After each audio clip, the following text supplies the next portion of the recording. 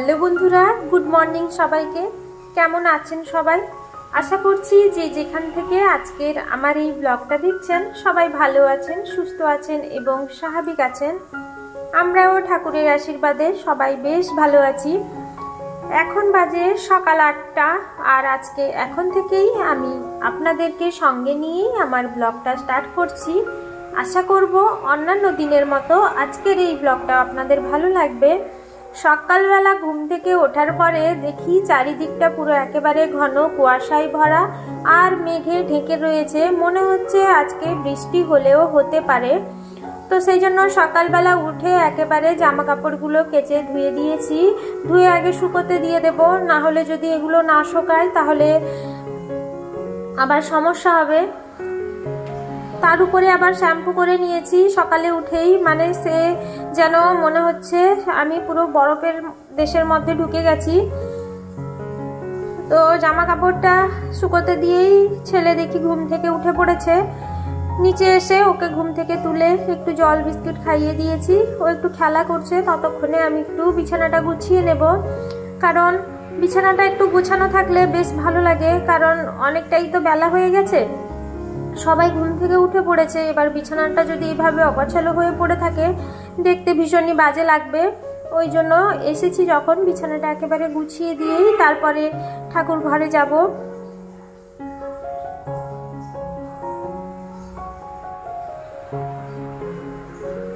দেখবেন শীতকালে কিন্তু যদি সকালবেলা একটু স্নানটা করে নেওয়া যায়, ঘুম থেকে ওঠার পরে বাসি কাজকর্মগুলো শেষ করে নিয়ে যদি স্নানটা করে নেওয়া যায় তাহলে কিন্তু আর তেমন একটা ঠান্ডা লাগে না।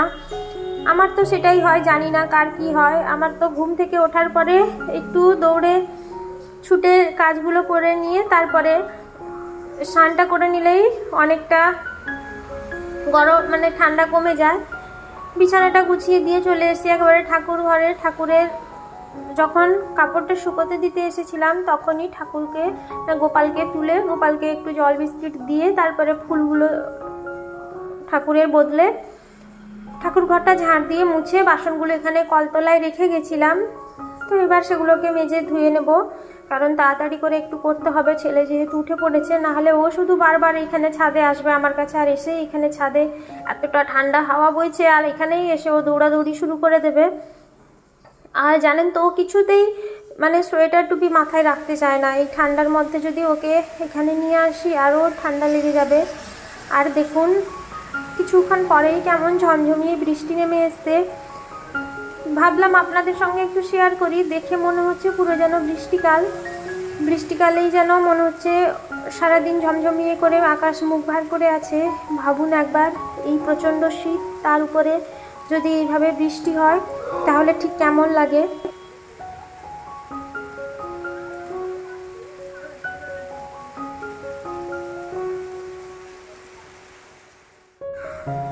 পুজো শেষ করে সকালের কাজকর্ম কিছু ছিল, জলখাবার খেয়ে ছেলেকে খাইয়ে দিয়ে এবার চলে এসেছি রান্নাঘরে দুপুরে রান্নার জন্য। আজকে দেখুন এখানে লাউ বানিয়েছি নারকেল কোড়া দিয়ে, নিরামিষ। আর এখানে শিম ভাজা করেছি আর কয়েকটা ডিম সেদ্ধ বসিয়েছি আর একটু সুজি ভিজিয়েছি, ওটা ছেলেকে সুজির প্যানকেক বানিয়ে দেবো ডিম দিয়ে। এখন দুপুরে খাওয়া দাওয়া শেষ হয়ে চলে এসেছি। আজকে এতটাই ঠান্ডা যে দরজা জানলাগুলো লাগিয়ে দিয়েছি, সেজন্য রুমের মধ্যে একটু লাইট জ্বালিয়ে দিয়েছি। জামা কাপড়গুলো কালকের এগুলো ধুয়েছিলাম, তো এগুলো শুকিয়ে গেছে, এগুলোকে একটু ভাঁজ করে রেখে দেব, কারণ এখন আর বাইরে গিয়ে কোনো কাজ করতে ইচ্ছে করছে না। আর দেখবেন দুপুরে ভাত খাইয়ে নেওয়ার পর যেন আরও বেশি করে ঠান্ডা লেগে যায়, সেই জন্য জামা কাপড়গুলো গুছিয়ে রেখে তারপরে আর যদি কোনো কাজকর্ম থাকে সেগুলো শেষ করে একেবারে সন্ধ্যার সময় সন্ধে দিতে চলে যাব। শীতের দিনে দেখবেন যত রকমের আলসেমি মনের মধ্যে কাজ করে, মনে হয় না যে কোনো কিছু কাজ করি। একটা যে কাজের প্রতি যে একটা আগ্রহ বা মনের একটা উদ্যম ইচ্ছা কোনো কিছুই থাকে না, মনে হয় যেন লেপের মধ্যে চুপটি করে বসে থাকি।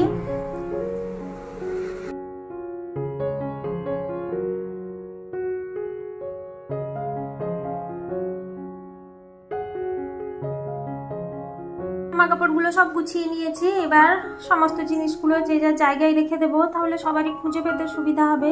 ছোট ছোট যে জিনিসপত্রগুলো থাকে ওগুলো এই ড্রয়ারটার মধ্যে রেখে দেবো, আর আলনায় হচ্ছে বড় বড় সব জিনিসপত্রগুলো রাখবো।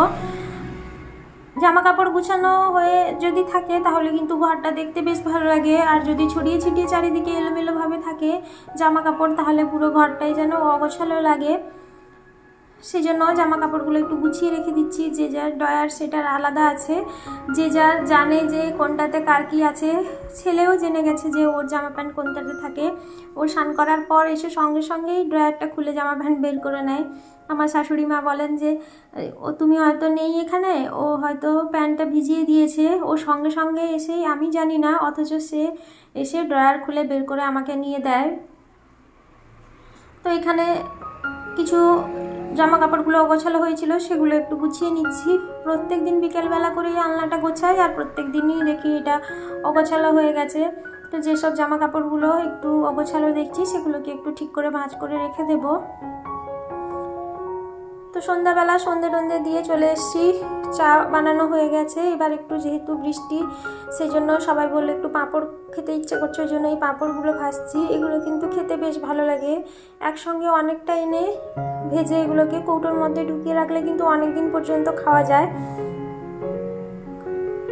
তারপরে রুটি বানিয়ে নেবো রাত্রে, আর রাত্রে রুটি তরকারি হবে। তো তাহলে বন্ধুরা, আজকের মতো আমি আমার ব্লগটা এখানেই শেষ করছি। আমার ব্লগটা আপনাদের কেমন লাগলো অবশ্যই আমাকে কমেন্ট করে জানাবেন। আর যদি আমার ব্লগ আপনাদের কোথাও একটু ভালো লেগে গিয়ে থাকে তাহলে আমি আপনাদের কাছে অনুরোধ জানাবো, প্লিজ আমার চ্যানেলটিকে সাবস্ক্রাইব করে এবং আমার ভিডিওতে একটা লাইক আর কমেন্ট করে আমার পাশে থাকবেন। আপনাদের একটা কমেন্ট আমাকে আরও অনেক ভালো ভিডিও বানাতে অনেকটা মোটিভেট করবে। যারা যারা এখনো পর্যন্ত আমার চ্যানেলটি অলরেডি সাবস্ক্রাইব করেই ফেলেছেন তাদের প্রত্যেককেই আমি জানাবো অসংখ্য ধন্যবাদ এভাবে আমার সাথে থাকার জন্য, পাশে থাকার জন্য। কারণ আপনারা না থাকলে আমি কিন্তু আমার এতটা দূর পথ অতিক্রম করে আসতে পারতাম না। যদিও জানি এটা সম্পূর্ণটাই লাকের উপর নির্ভর করে, তবুও চেষ্টা করতে ক্ষতি কী। সব কিছু কাজে চেষ্টা থাকা অবশ্যই ভালো, চেষ্টা না থাকলে কিন্তু সফলতা কখনোই আসবে না। সেই জন্য সব কাজের পেছনে কিন্তু লেগে থাকতেই হবে, নিরাশ হয়ে হাল ছেড়ে দিলে একেবারেই চলবে না। তাহলে বন্ধুরা, আজকের মতো আমি আমার ব্লগটা এখানেই শেষ করছি। দেখা হবে আপনাদের সঙ্গে আবারও একটা নতুন ব্লগ নিয়ে। ততক্ষণে সবাই ভালো থাকবেন, সুস্থ থাকবেন, সাবধানে থাকবেন। দেখা হচ্ছে আবারও একটি নতুন ব্লগের সাথে। সবাইকে জানাই ধন্যবাদ।